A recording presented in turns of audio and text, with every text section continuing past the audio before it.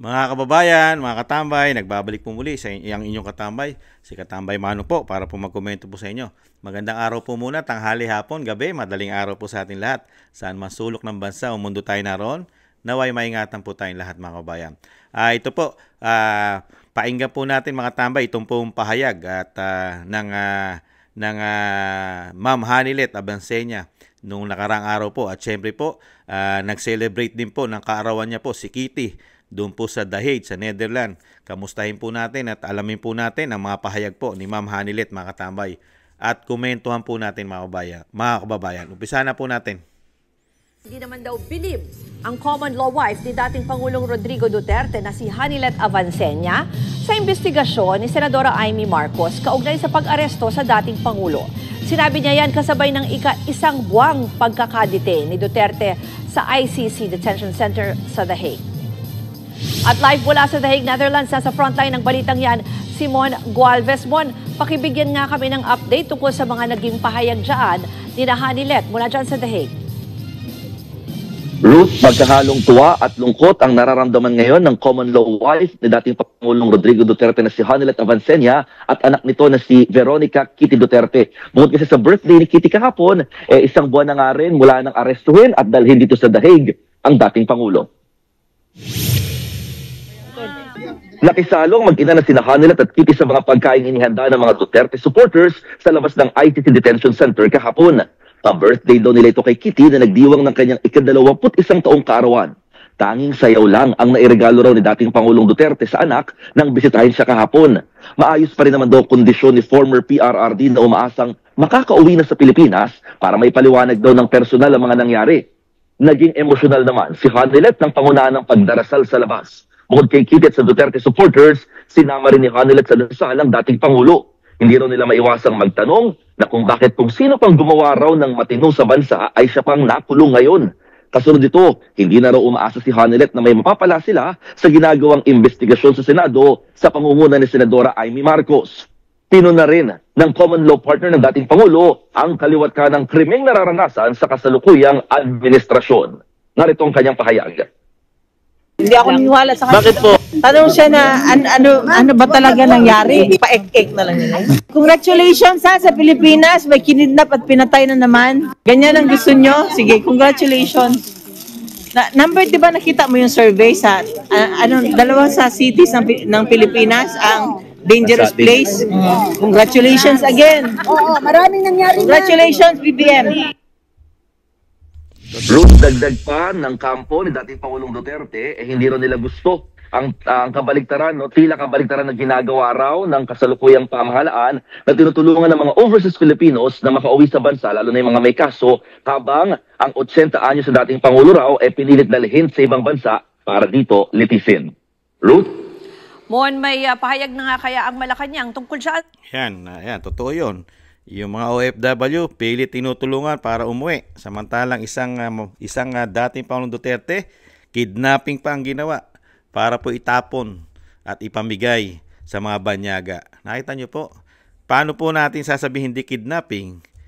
Mali po ang proseso, pati nga mismo yung sinasabi nga po ng mga associate justice, mga tambay, mali po ang ginawa pong proseso at hindi po nasunod ang batas po natin, lalong-lalo po ang judicial, mga tambay, at ang ating soberenya.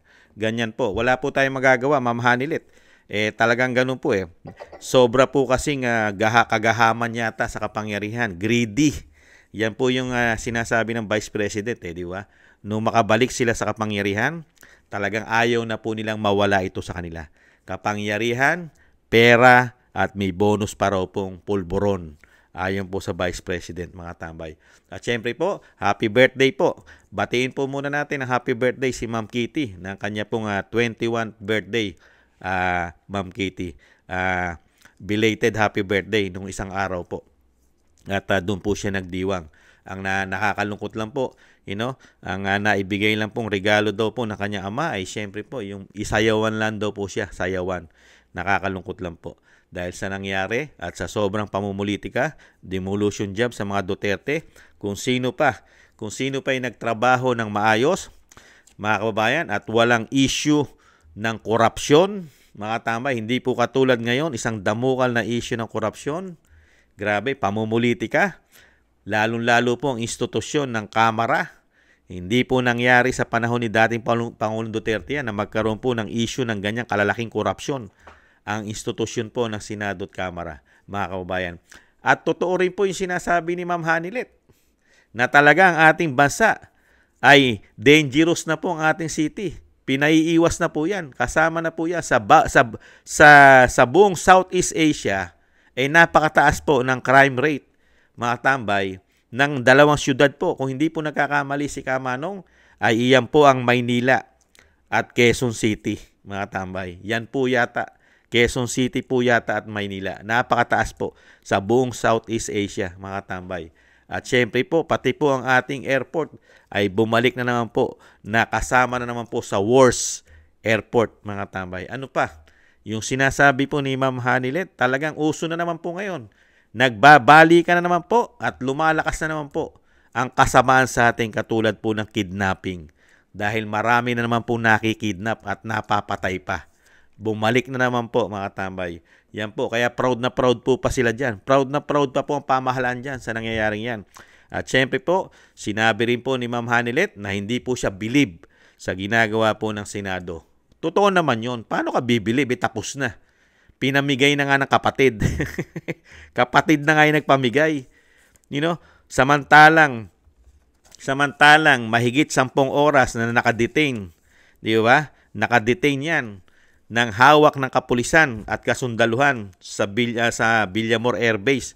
Maghapon hanggang gabi pero walang ginawa ang mga senador.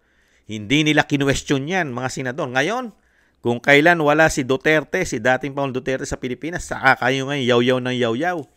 Alam na naman ng taong bayan ang ginawa po ng pamilya o kapatid ng Senadora Amy Marcos. Ngayon po, talagang nagpupumilit siya ng imbestigahan. Wala nang mangyayari. Lalabas ang tunay na imbestigasyon at may mapapanagot dyan pag hindi na po Pangulo ang kapatid ng Senadora Amy Marcos. Lalabas po dyan ang napakarami po na paglabag sa ating batas, mga tambay. Itong mga politiko na ito, itong mga lingkod bayang kuno na ito, lahat po yan, lahat ng sangkot.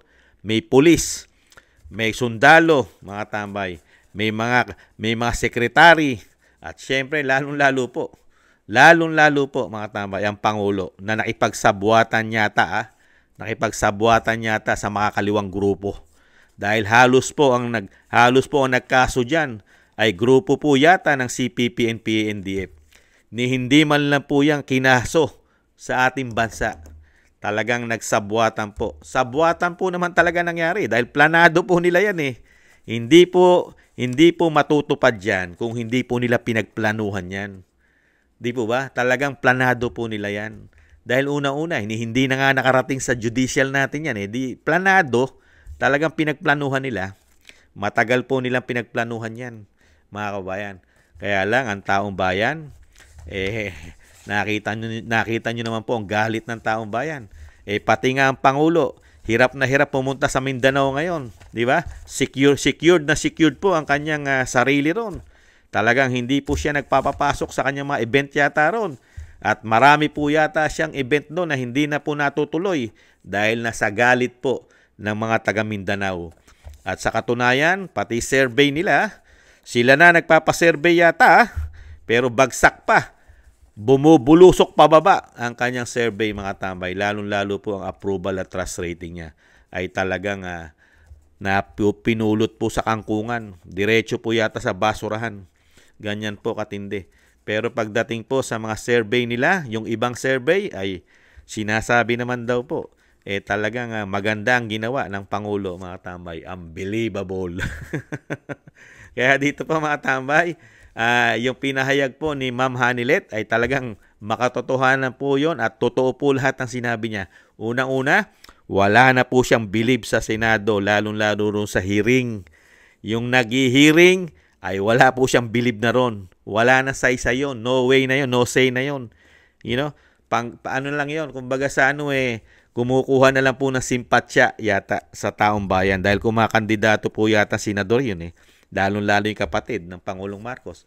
Nakita naman po natin, sinusuka na po ng taong bayan ng Marcos isa po siyang Marcos. Di mo ba? Kaya dito po, nakita nyo naman po, ang nangyayari at talagang ang taong bayan magmula sa OFW at sa ating mga mahihirap po mga middle class, mga mahihirap, talagang ramdam na ramdam po nila ang ginawa po ng pamahalaan, lalong-lalo po sa ginawa sa dating Pangulong Duterte. Grabe. Grabe ang ginawa nila. Hindi na po nila nirespeto at ginalang. Isang dating Pangulong Duterte hindi man lang nakakuha, hindi man lang binigyan ng tamang proseso ng batas. Ganun po katindi ang ginawang pamumulitika sa pamilya Duterte, lalong-lalo sa isang dating Pangulong Duterte na nagpalibing pa sa kanilang magulang at nakapagpabalik pa sa kanilang kapangyarihan gamit ang isang Vice President, Sara Duterte. Tapos yan lang po ang napala, mga kababayan, dahil kampi-kampi na po ngayon Ano po sabi ng Vice President? Nagkampi-kampi na sila lahat, di ba? Nandiyan po ang mga oligarko daw. Nandiyan ang CPP, NPA daw, mga kaliwa. Mga Bayan Black kasama, mga media daw na talagang nakikita ng mga Pilipino na may pinapanigan yata, lalong-lalo sa social media. At syempre mga politiko, nakita po ng mga Pilipino, nakita po natin ang mga kulay at totoong mga politiko na totoo pala, na sinasabi po na talagang sila po pala ay talagang walang galit sa pera natin. Hindi po sila galit sa pera natin, ang mga politiko po ngayon. Talagang sa sobrang hindi nila galit sa pera natin, ay talagang inuubos po ang pera ng bayan dahil hindi po sila galit sa pera natin, ang mga politiko. Lalong-lalo po ang kontrolado ng dalawang tao ang pera ng bayan, ang sinasabi ng Vice President na si Tambaluslos. Kaya ito po mga tambay, yung sinasabi po ni Ma'am Hanilet, talagang tatamaan po sila dyan. Dahil wala pong magandang ginawa ang Pangulong Marcos. Hindi po nagustuhan ito ng Pilipino. Yung ginawa niyang proseso na pagdakip sa dating Pangulong Duterte, na talagang gwardyado, 7,000, 7,000 daw po ang gumwardya dyan sa isang 80 anyos na dating Pangulo na may karamdaman pa. Mga katambay, biruin niyo yun. Ganun po katindi ang ginawa po dyan. Wala pong nakapasok dyan. Pati ang Vice President mismo, hindi niya nakausap ang kanya ama. Grabe po ang ginawang panggigipit dyan. Nakita po ng taong bayan yan. Nakita po ng Pilipino kung paano po nila ginawa ang kapangyarihan na inilagay po nila sa kanilang mga kamay. Mga katambay, hindi po nasunod ang ating batas. Ibang klase po. May panahon naman po sila. May panahon po yan. Panahon po ang magsasaysay dyan. Mabilis lang po ang panahon. Hindi po lahat ng panahon ay sa kanila. Ganun po yun May katapusan po lahat yan. Lalong-lalo na yung mga pangising-ngising ngayon, nakala mo kay gagaling. Lalong-lalo ang DOJ Secretary. Ayan, ang daming nilabag na batas. Lalong-lalo ang isang general na Torre. Lalong-lalo siyempre ang Pangulo, mga katambay. Ibang klase ang ginawa ng Pangulo. Unbelievable. Pinag-usapan tayo sa buong mundo. Kahiya-hiya po ang ating bansa. Naranasan po natin. Pinahina po ng isang Pangulo ang ating soberenya at ang ating judicial sa ginawang pagkikidnap sa dating Pangulong Duterte, mga kababayan. Kaya po, yan po mga kababayan. Yan po ang pahayag ni Ma'am Hanilet. At syempre po, happy birthday po. Belated happy birthday kay Ma'am Kitty.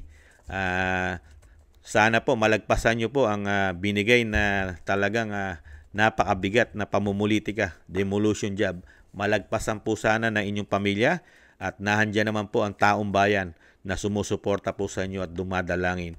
At syempre, susundin po namin, kami pong mga Pilipino, mga nakikita naman po namin ang pagkakaiba po ng panunungkulan ng dating Pangulong Duterte at ng panunungkulan po ng binagoong ang Pilipinas. Lahat po ng bilin ni dating Pangulong Duterte ay suportahan po natin. Kailangan po natin ipanalo ang kanyang team para po dito sa pagbabago na kailangan na po maimbestigahan.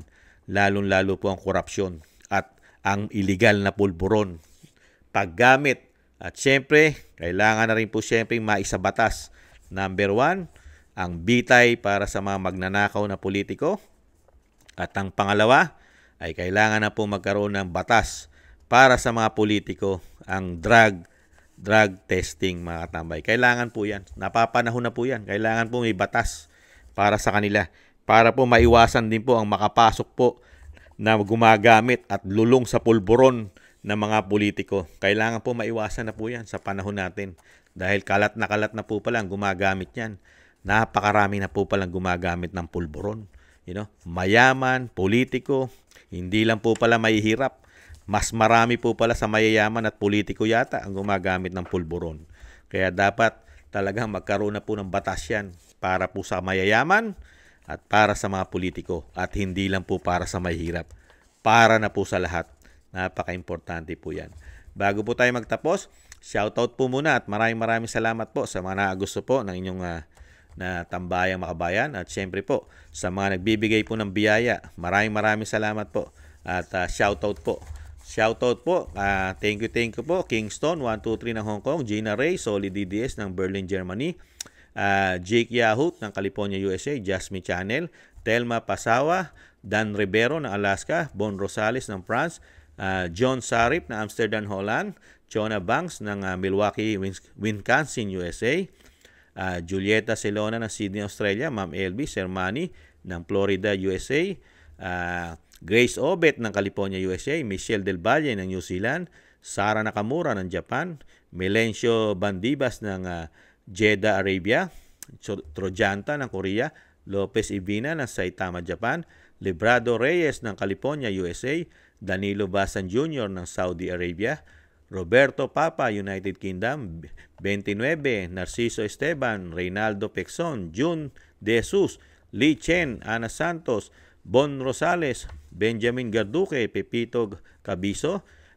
Victoria Denborn ng Netherlands, Nida Diongley ng Italy, Mary Tom ng Hawaii, Aloha, Donaldson Paras ng Canada, LKD 459 ng Belgium, Hermogenes Maramag, Manuel Ramos, Nesrin 85, Kingdom of Saudi Arabia, Richard Macelones, Alexander Arbincula, Dennis Velasco, Lorna Grandman ng Australia, Annie PH Vlog Official, Richard Macelon ng Davao City, Roberto Papa ng Blackpool, United Kingdom, Pedro Roque ng Ontario, Canada, Feliciana Vergara ng Los Angeles, California, USA, Analisa Besorio ng Saudi Arabia, Mel Caserna ng Israel, Veneracion Seblos, Sandy Donan ng Osaka, Japan, Just Got Lucky ng Houston, Texas, Ruth ng Perdos, Kuwait, Zenaida Garcia ng Italy, Shayan Nico ng Saitama, Japan, Dorina Villa ng Brussels, Belgium,